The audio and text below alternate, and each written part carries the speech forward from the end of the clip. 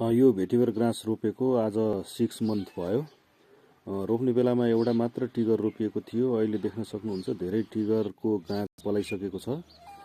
यो पात र डाँठको भागको लम्बाइ भनेको 5 फिट जति हुन्छ, बढीमा 5 फिट जति हुन्छ यो जमिनको सतहबाट।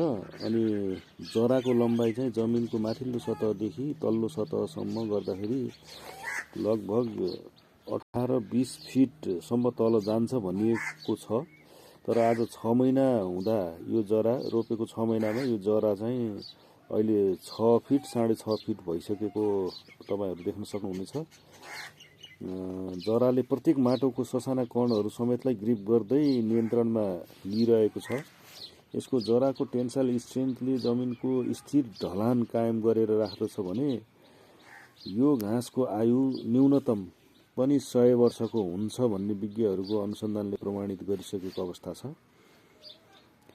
माटोमा भएको विषाक्त पदार्थलाई स्वस्थ बनाउने, सुकेको पानीको मूललाई पुनर्जीवित गर्ने, ढलान स्थिरीकरण गर्ने, प्रदूषित पानीलाई पनि शुद्धिकरण गर्ने, ग्रामीण भूमि, ग्रामीण सडक, बाँधहरू, पोखरीको डिलहरू, नदीले कटान गर्न सक्ने जमिनहरू, पहिरोको जोखिमयुक्त जमिन र पहिरो मर्मतको लागि पनि यसलाई प्रयोग गर्न सकिन्छ।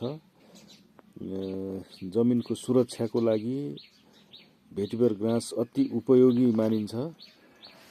तपाईहरुलाई पनि भेटिभर ग्रासको बिरुवा चाहिएमा 9841 3521 मा सम्पर्क गरी प्राविधिक जानकारी लगायत बिरुवा पनि प्राप्त गर्न सक्नुहुनेछ।